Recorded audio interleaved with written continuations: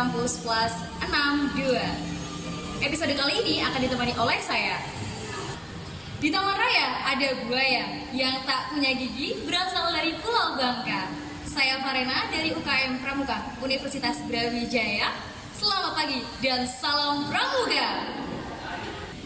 Nah teman-teman, izinkan saya untuk nge-spill sedikit nih terkait dengan UKM Pramuka Universitas Brawijaya. UKM kami memiliki 5 kegiatan utama, yaitu terdiri dari Rekalatif Medkominfo, Bina Kepramukaan, Alam Bebas, Kewirausahaan, dan juga Protokol.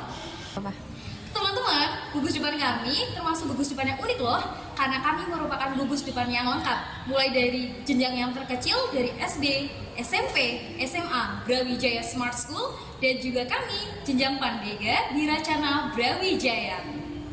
Baik teman-teman, mari kita saksikan bersama 8 berita dari kampus di Indonesia, yaitu Malang, Bandung, Semarang, dan juga Makassar. Selamat menyaksikan. Rektor Universitas Brawijaya, Profesor Widodo, menyambut positif kerjasama Universitas Brawijaya dengan Mahkamah Agung. Ditemui usia penandatanganan naskah kerjasama dengan Mahkamah Agung, Widodo berharap kerjasama tersebut dapat saling memberikan keuntungan bagi kedua belah pihak. Universitas Brawijaya sangat mendukung program Mahkamah Agung dalam peningkatan kualitas sumber daya manusia. Saya sangat mengapresiasi adanya kerjasama antara Universitas Brawijaya dengan Kepala Badan Pendidikan dari Mahkamah Agung. Ini sebuah kerjasama yang saya kira sangat bagus, terutama untuk mengembangkan pendidikan dan juga penelitian, khususnya di bidang hukum dan perundang-undangan, dan kita tentu support yang luar biasa saya kira dari teman-teman yang dari Mahkamah Agung, dan kita berharap kerjasama itu mutual, tidak hanya pendidikan tapi juga mengembangkan riset-riset yang terutama adalah riset kekinian yang nanti impact-nya bisa digunakan secara umum oleh masyarakat. Saya kira itu. Hal yang sama juga disampaikan oleh Bambang Heri Mulyono, Kepala Badan Kebijakan Strategi Diklat Hukum dan Peradilan Mahkamah Agung. Menurut Heri, Universitas Brawijaya merupakan salah satu kampus yang menjadi rujukan bagi pihaknya dalam kerjasama sebagai kampus yang memiliki reputasi tinggi. Pihaknya berharap agar kerjasama tersebut mampu meningkatkan kualitas sumber daya manusia dan juga riset dalam bidang hukum dan perundangan. UB merupakan salah satu universitas yang selalu masuk di paling tidak 5 besar ya untuk nasional. Dan saya sebagai alumni UB juga rasanya punya punya kewajiban juga untuk terus mengembangkan Universitas Brawijaya supaya juga bisa terus meningkat peringkatnya di dunia pendidikan baik nasional maupun internasional. Namun demikian kerjasama ini memang dilakukan oleh Badan Strategi Kebijakan Pendidikan dan Pelatihan Mahkamah Agung dengan berbagai universitas. Jadi baik di wilayah Jawa maupun luar Jawa kita terus kembangkan, termasuk juga wilayah barat ya, dari Sabang sampai termasuk yang ada di Merauke. Khusus untuk Brawijaya tentunya karena ada kualitas yang sudah teruji, kita juga menginginkan hasil-hasil dari kerjasama ini bisa saling menguntungkan. Tadi sudah sampaikan oleh Pak Rektor, jadi ya simbiosis mutualisme begitu ya, supaya dari segi praktek kami yang bergerak di bidang praktisi hukum bisa juga mengambil manfaat dari para ahli, para pakar yang ada di Universitas Brawijaya.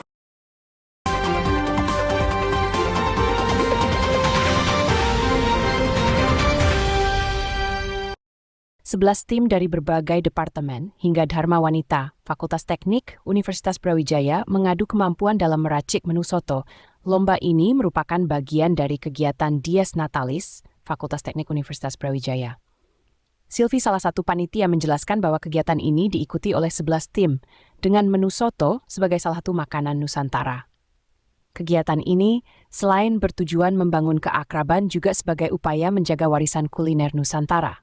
Ikuti ini ada 11 grup ya. Jadi yang pertama dari setiap departemen, mulai dari teknik sipil, elektro, mesin, industri, kimia, sampai dengan DWP dan profesi insinyur. Salah satu peserta Ibu Wahid mengaku mengusung tema Soto Sokaraja dari Banyumas yang masih jarang diketahui di Kota Malang. Soto yang memiliki cita rasa khas ini dipadukan dengan bunga telang.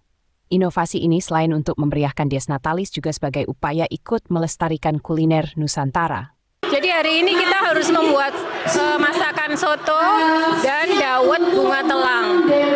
Jadi sotonya kami mengambil dari soto Nusantara, yaitu soto Sokaraja, di mana itu berasal dari Jawa Tengah atau daerah Banyumas. Itu ciri khasnya adalah soto Sokaraja menggunakan bumbu kacang untuk topping untuk campuran di atas kuahnya. Sehingga kita selain membuat cita rasa soto yang khas, kita ingin menunjukkan kepada ibu-ibu dan terutama khususnya masyarakat Fakultas Teknik Universitas Brawijaya bahwa ada soto Sokaraja yang sangat unik dan khas yang kita bisa kenal dan kita bisa eksplorasi untuk pada pagi.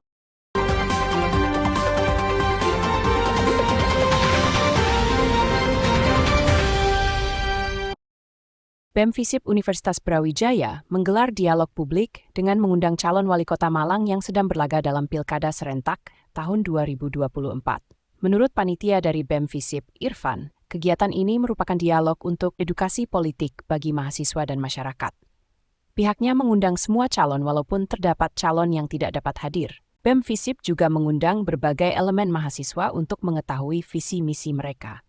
Latar belakang kami untuk membuat acara seperti ini, kami ingin ada suatu wadah di Kota Malang yang membahas tentang calon wali kota. Dan harapannya apa? Harapannya untuk para masyarakat Malang dapat menilai, dapat mengulik inovasi serta visi misi yang ada di Cawal Kota Malang untuk Kota Malang yang lebih baik seperti itu. Berarti ini pertama ya kampanye di kampus ini? Iya, bulan ini pertama dan kita juga sudah mengundang KPU, Bawaslu untuk sebagai stabilitator dan udah sowan juga ke KPU Bawaslu, katanya diperbolehkan dengan catatan tidak boleh membawa alat kampanye dan hal-hal lain yang berbau kampanye seperti itu. Ini rencananya yang diundang 3 calon? Rencana 3 calon yang diundang, namun ada 1 calon yang berhalangan hadir yaitu Pak Wahyu Hidayat karena beliau lagi ada di luar kota, sedangkan Heri Cahyono dan Abah Anton sedang konfirmasi, kita sedang melakukan konfirmasi. Kalau pesertanya ini siapa? Pesertanya saya mengundang dari komunitas-komunitas, lalu ada NGO dan BEM Semarang Raya, lalu ada BEM-BEM di Malang Raya, dan juga masyarakat secara umum.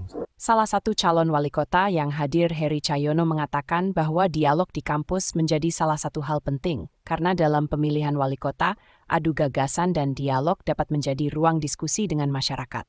Pihaknya menyambut baik dialog tersebut sebagai bagian dari pendewasaan demokrasi masyarakat. Saya sih menyambut positif ya. Jadi wali kota ini adu gagasan, ojo adu sembako gitu ya. Adu tembakan. Ya adunya gagasan karena dia yang akan membawa kota ini arahin nanti. Ya. Terus Kalau dilihat tadi animo teman-teman gimana Mas? Animo mahasiswa? Ternyata nggak anti politik juga ya? nggak anti dan hari ini undang-undangnya sudah memperbolehkan kalau kita kampanye di kampus. Jadi FISIP kan jurusan ilmu politik, masa nggak ngundang tokoh politik kan ya. Terus terkait mungkin sejumlah pertanyaan yang kira-kira bisa menjadi gambaran pembangunan ke depan, kira seperti apa? Pertanyaan Transportasi misalnya? Transportasi ya, hampir semuanya. Jadi pertanyaan-pertanyaan termasuk tata kota, maringunus, yang belum disinggung ekonomi UMKM, gitu ya. Kemiskinan juga belum disinggung. Jadi yang pertanyaan teman-teman sudah masuk dalam visi misi yang disusun Mas? Ya, sudah masuk. Ya, terus? Kira-kira kalau nanti ada undangan lagi Mas Heri di kampus lain atau di fakultas lain, kira-kira siap nggak untuk hadir dan adu gagasan? Oh, kita siap, pasti siap. Harus sesering mungkin sehingga masyarakat itu tahu, mereka tercerahkan.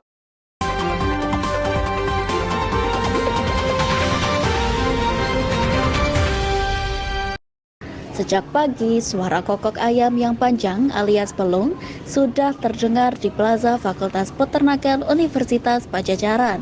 Kali ini, kelompok profesi ternak unggas Fapet Unpad kembali menggelar kontes ayam pelung 2024 Minggu 13 Oktober. Sebanyak 200 peserta bertanding dalam 2 kategori, yakni kategori jajangkar dan kategori umum. Kategori jajangkar merupakan ayam pelung di bawah 1 tahun serta baru mengikuti kompetisi. Adapun kategori umum diikuti ayam dengan umur di atas 1 tahun serta sudah sering mengikuti kompetisi. Suara ayam pelung dinilai berdasarkan panjangnya ayam bersuara, di mana setiap suaranya memiliki 3 bagian, yakni suara awal, tengah, dan akhir. Tak hanya suara yang merdu, ayam ini secara fisik memiliki perawakan yang tinggi, serta kaki yang panjang dan bulu-bulu yang mengilat. Dekan Fapet Unpad Dr. Rahmat Hidayat menyebut, kegiatan rutin tahunan yang diselenggarakan Fapet Unpad ini, selain sebagai ajang kompetisi, juga sebagai bentuk konservasi plasma nutfah, serta ajang silaturahmi para peternak dari berbagai daerah.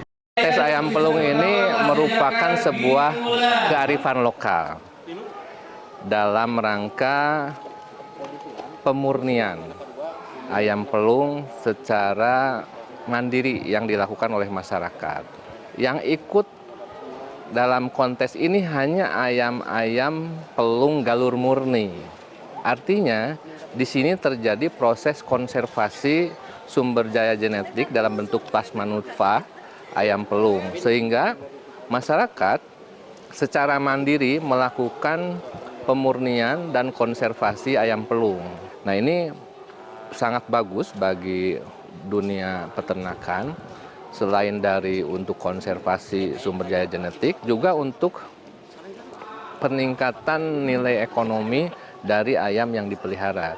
Nah, selain itu juga kontes ayam pelung ini juga sebagai ajang silaturahim, di mana dalam event ini peternak dari berbagai daerah berkumpul, mereka saling bertukar informasi, bahkan mungkin saling menyilangkan ayamnya. Dengan demikian tidak akan terjadi inbreeding gitu, karena persilangan ternak ini akan terjadi dari beberapa daerah dan sekaligus juga masing-masing peserta membawa ayam-ayam pelung yang dalam keadaan murni, tidak tercemar oleh genetik yang lain. Pelaksana tugas Kepala Dinas Ketahanan Pangan dan Peternakan Provinsi Jawa Barat, Siti Rohani SPTMM, mengapresiasi hadirnya kompetisi ayam pelung ini. Melalui kolaborasi ini, diharapkan para pecinta ayam pelung dapat terjaga. Hari ini adalah ada kompetisi dari piala dari Rektor Unpad untuk ayam pelung ini, dan dari kami dari DKPP sangat support dan apresiasi dengan kegiatan ini, terutama kepada anak-anak KPPTU. Gitu. Jadi harapan dari kami di DKPP tetap yang namanya sumber daya genetik dari ayam tersebut tetap dilestarikan, dari sisi budaya juga, dari sisi pemeliharaannya begitu. Nah, ini juga kita kolaborasikan dengan DKPP, support dari DKPP. Apa yang bisa kita support adalah bagaimana pemberdayaan si para peminat atau pecinta ayam pelung ini tetap terjaga. Para peserta kompetisi ayam pelung ini berasal dari berbagai daerah, khususnya di Jawa Barat. Mereka mengapresiasi hadirnya kontes ini dan berharap mendapat manfaat secara ekonomi melalui kontes. Alhamdulillah, saya sangat antusias dengan adanya kontes ayam pelung di Unpad. Mudah-mudahan bisa mendongkrak perekonomian melalui jalur ayam pelung. Dengan adanya kontes ini, saya sangat berterima kasih kepada pihak panitia. Mudah-mudahan kedepannya lebih meningkat. Alhamdulillah, barusan sudah naik ayamnya 1 ya. Semuanya bagus ya, dari kepanitiaan, tempat, kedepannya semakin apa ya, kompak lah, semakin kompak. Harus dapat juara ya. Cianjur harus juara. Udah sering di Bogor, Bandung, Cimahi, Sukabumi. Inilah ayam pelung. Selain menjadi upaya pelestarian budaya, ayam pelung juga memiliki nilai ekonomi yang tinggi selain sebagai sumber protein hewani. Dari Jatinangor, Sumedang, Divya Unpad TV, melaporkan untuk UBTV.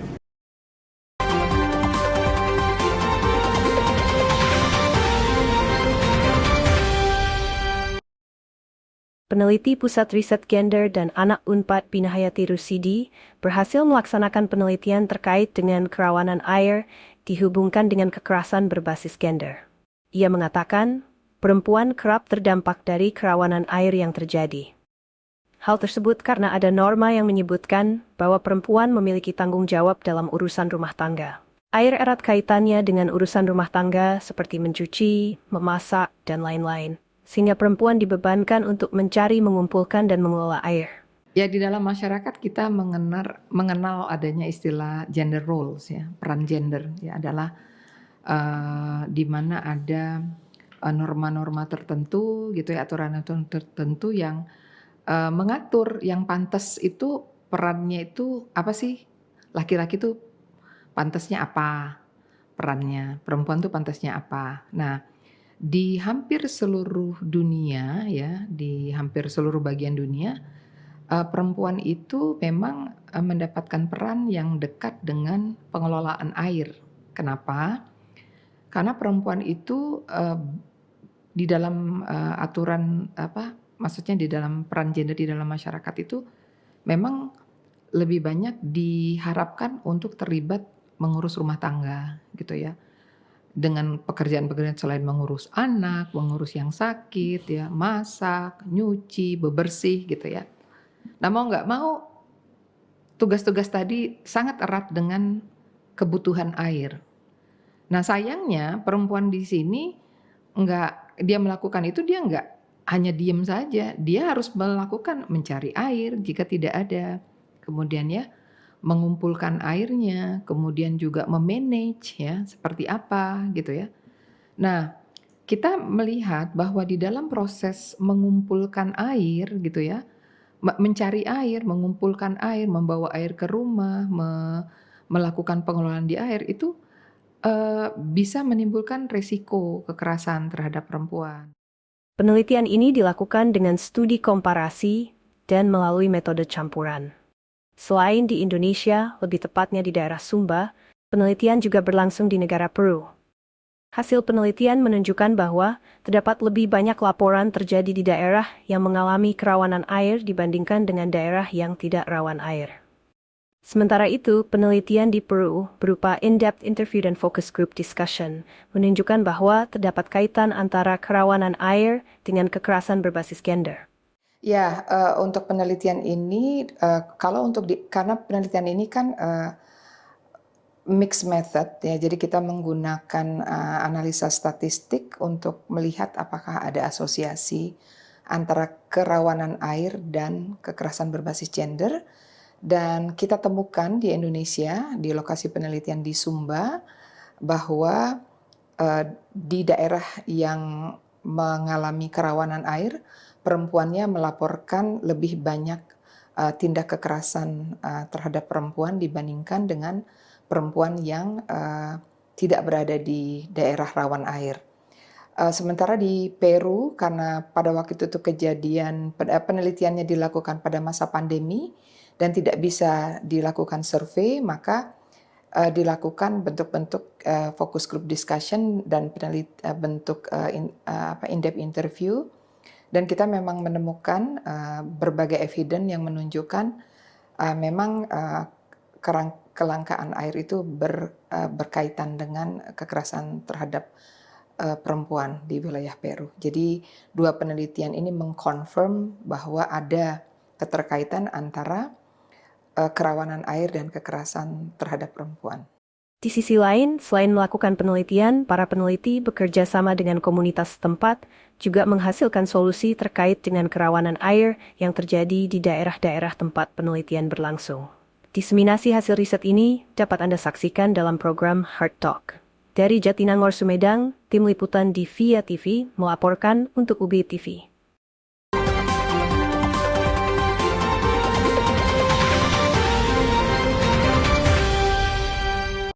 Adib Naufal, Anas, mahasiswa program studi perencanaan wilayah dan kota Universitas Semarang, menjadi juara nominasi dalam sayembara desain bangunan gedung hijau, Kantor Kelurahan Bululor, Kota Semarang, 2024, yang diselenggarakan oleh Dinas Penataan Ruang Kota Semarang baru-baru ini. Sayembara yang diikuti mahasiswa perguruan tinggi se-Indonesia itu menjadi awal dalam mewujudkan pembangunan hemat energi ramah lingkungan dan berkelanjutan. Adib menyatakan, meskipun berasal dari PWK, ia begitu tertarik dengan sayembara ini dan mengajak rekan-rekannya dari jurusan arsitektur. Ia mengaku bahwa dirinya juga merupakan warga lokal Bululor dan ingin berkontribusi bagi daerahnya. Awalnya saya itu ikut, tapi kan karena jurusan saya itu perencanaan wilayah dan kota itu tidak bisa mendaftar. Jadi saya ikut teman saya yang jurusan arsitektur. Nah, karena itu saya bisa mendaftar di sayembara ini. Oke. Nah, lalu dan juga karena kenapa saya ikut sayembara Bululor ini, karena juga tekad saya tinggal di Bululor gitu. Saya tinggal di Bululor dan kepengen ikut sayembara, tapi karena ke batas prodinya itu saya ikut ke teman saya. Saya paksa teman saya untuk ikut untuk itu. Lalu untuk ke depan waktu ikut sayembara, kenapa saya ngambil konsep Bululor Jaya itu, nama tim saya Bululor Jaya itu karena saya tinggal di Bululor. Lalu untuk konsep kita itu pakai namanya itu Balai Hayuning Rakyat. Itu mencerminkan kedekatan konsep itu dengan keterbukaan rakyat. Jadi welcome dengan rakyat yang terbuka, yang dekat dengan di Bululor. Mengusung konsep Balai Hayuning Rakyat mencerminkan kedekatan dan keterbukaan pada rakyat. Adib Naufal Anas yang merupakan mahasiswa prodi PWK USM bersama 3 rekannya dari Universitas Islam Indonesia yaitu Tommy Sudrajat, Fiorino Piskal Akbar, dan Kafidz Fadil Zafran saling berkolaborasi dan berhasil lolos dari ratusan peserta dan meraih juara nominasi. Apresiasi positif diberikan Dekan Fakultas Teknik USM, Dr. Purwanto, STMT.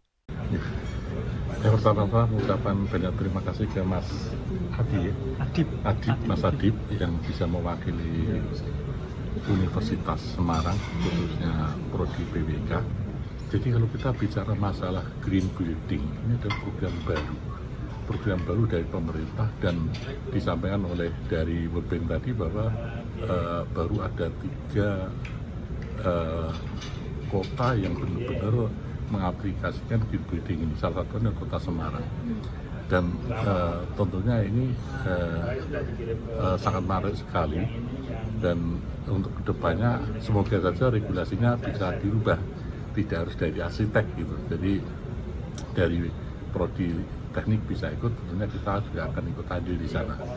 Dan bicara masa green building ini memang sekarang termasuk perwal juga sudah turun tahun 2019, dan baru kali ini tadi dari Pak Kepala Dinas Distaru menyampaikan baru pertama ini program ini dijalankan, dan kemudian untuk tahun depan ya regulasi itu berubah, kita siap untuk ikut andil dalam perlombaan green building.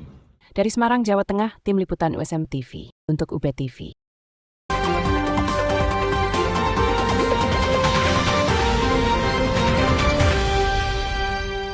Penandatanganan Memorandum of Understanding (MOU) antara Universitas Widyagama Malang dan Universitas Hasanuddin Makassar berlangsung pada Selasa 15 Oktober 2024 di Gedung Rektorat Lantai 8 Universitas Hasanuddin Makassar.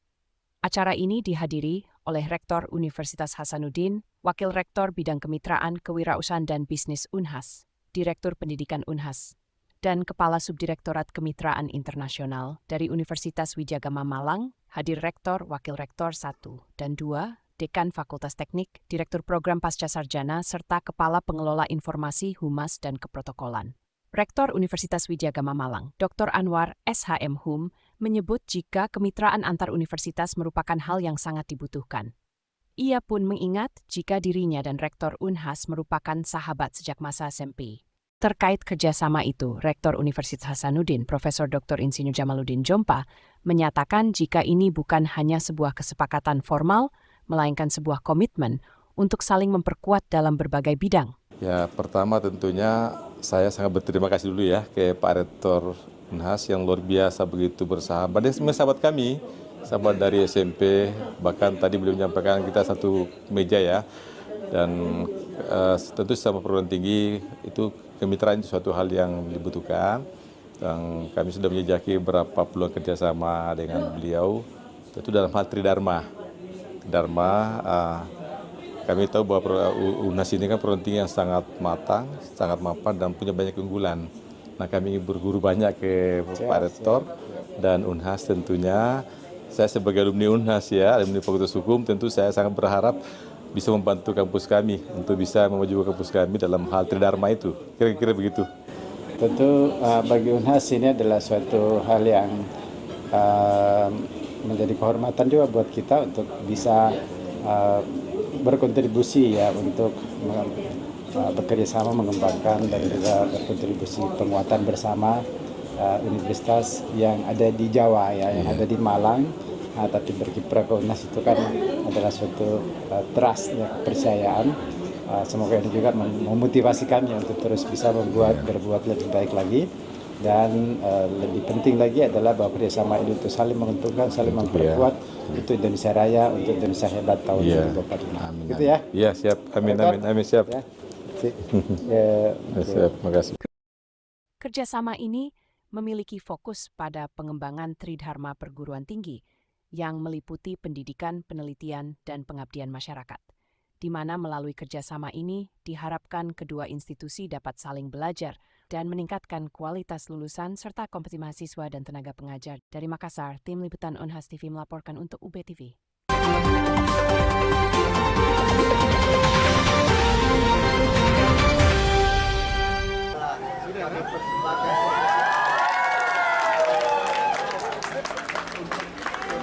Kebanggaan UNHAS, Prof. Siapa kita? Siapa kita? UNHAS! Bersatu kuat menang! 1137! Truly champion!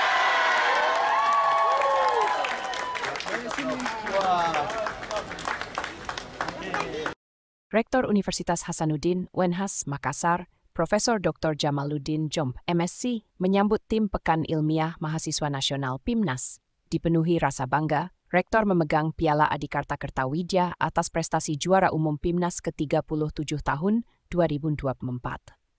UNHAS mencatatkan sejarah baru dengan meraih 19 medali di ajang PIMNAS, yang merupakan ajang tahunan dari Pusat Prestasi Nasional, Puspresnas, Kementerian Pendidikan dan Kebudayaan, yang memperlombakan karya ilmiah mahasiswa di tingkat nasional.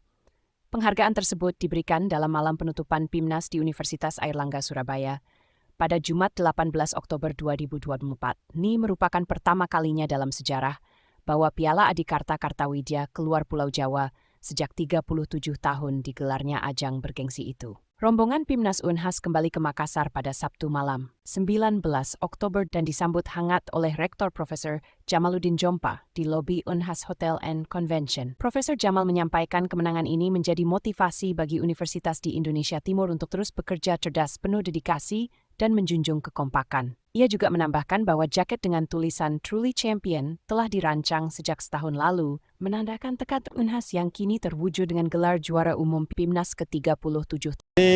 Pada hari ini sebenarnya masih tanggal 19 Oktober, dini hari tadi untuk pertama kalinya keluar dari Pulau Jawa, itu sebenarnya secara simbolik ya bahwa persaingan sangat berat, universitas-universitas besar juga bersaing. UGN, Brawijaya, IPB, ITS, UI semuanya bersaing untuk mempertahankan Piala Adikarta ya, yang tentu pada hari ini kita saksikan akhirnya bergeser ke Indonesia Timur dan itu oleh Universitas Hasanuddin yang telah mencetak sejarah baru. Dan mudah-mudahan ini menyemangati para sivitas akademika UNHAS bahwa dengan bekerja keras, dengan dedikasi yang penuh, ya, dengan serius, dengan semangat yang luar biasa, kita bisa meraih prestasi yang luar biasa. Dan alhamdulillah saya merasa haru, berbangga, dan sekaligus berharap bahwa momen ini akan menjadi momentum yang dikenang selamanya untuk prestasi UNHAS yang gemilang di masa mendatang. Dari total 19 medali yang diraih UNHAS dalam PIMNAS, terdiri dari 9 emas, 6 perak, dan 4 perunggu di kategori poster dan presentasi. Selain itu, tim UNHAS juga membawa pulang 1 gelar juara favorit pada kategori poster, serta 3 mahasiswa meraih penghargaan sebagai mahasiswa bertalenta. Ide kami itu terkait dengan Three Miracle Install Program atau sebuah konsep untuk meningkatkan kualitas hidup narapidana. Jadi kami itu pengabdian masyarakat menyasar narapidana usia remaja dengan kasus mereka ada pembunuhan, pembegalan, dan pengeroyokan. Kenapa Three Miracle? Karena yang pertama, Three adalah kognisi, 2 afeksi, 3 adalah perilaku. Nah, di sini kami berusaha untuk narapidana memahamkan dirinya bahwa manusia itu berhak untuk berubah. Manusia itu punya kesempatan kedua untuk bisa menjadi lebih baik lagi dan bisa memaknai hidupnya dan kembali ke jalan Tuhan. Dan alhamdulillah di kesempatan kali ini banyak banget cerita seru. Tapi yang paling utama adalah ketika kami berhasil membuat narapidana itu untuk mengetahui bahwa orang tua mereka itu menyayangi diri mereka sendiri. Dan uniknya lagi, mitra kami itu ada orang Papua loh. Jadi orang Papua ini jauh-jauh dari Papua, kemudian dia datang ke Makassar, dibina, yang awalnya bahkan tidak berani berbicara, akhirnya bisa menyampaikan satu kalimat dan di akhir kita sampai menangis. Yang serunya lagi kami mendapatkan testimoni spesial dari Pak Anies Baswedan. Jadi satu-satunya tim The Indonesia yang dapat testimoni Pak Anies adalah tim Miracle Install Program. Dan itu adalah timku yang dapat medali emas presentasi di PKMPM tahun ini. Oke, sebelumnya perkenalkan, nama saya Nabil Tamam dari tim Detral. Jadi untuk inovasi kami dari tim Detral itu deterjen ramah lingkungan, di mana kami menggunakan teknologi enzimatis yaitu enzim lipase dan protease untuk bagaimana untuk meningkatkan efektivitas dalam mencuci pakaian. Dan kita juga sudah 100% biodegradable, di mana hasil dari limbah deterjennya ini tidak mencemari lingkungan dan juga ramah untuk kulit manusia. Kalau prestasi kemarin kita alhamdulillah mendapat medali emas presentasi di kelas kewirausahaan 4. Jadi di PIMNAS itu ada 4 kelas kewirausahaan, yaitu kelas kewirausahaan 1, kewirausahaan 2, dan kewirausahaan 3, dan juga kewirausahaan 4. Kebetulan tim Detral berada di kewirausahaan 4 dan kita alhamdulillah meraih medali emas. Dari Makassar, tim liputan UNHAS TV melaporkan untuk UBTV. Gimana teman-teman? Episode kali ini beritanya begitu seru dan informatif kan? Dan teman-teman, untuk yang kepo nih terkait dengan UKM Pramuka Universitas Brawijaya, bisa banget untuk lihat sosial media kita di @ubscout. Kampus Plus 62 ini akan selalu hadir di hari Jumat pukul 14.30 dan juga akan selalu tayang di YouTube UBTV Brawijaya hari Minggu pukul 1 siang. Jangan lupa like, subscribe, and share agar UBTV Brawijaya semakin keren. Terima kasih dan salam Pramuka!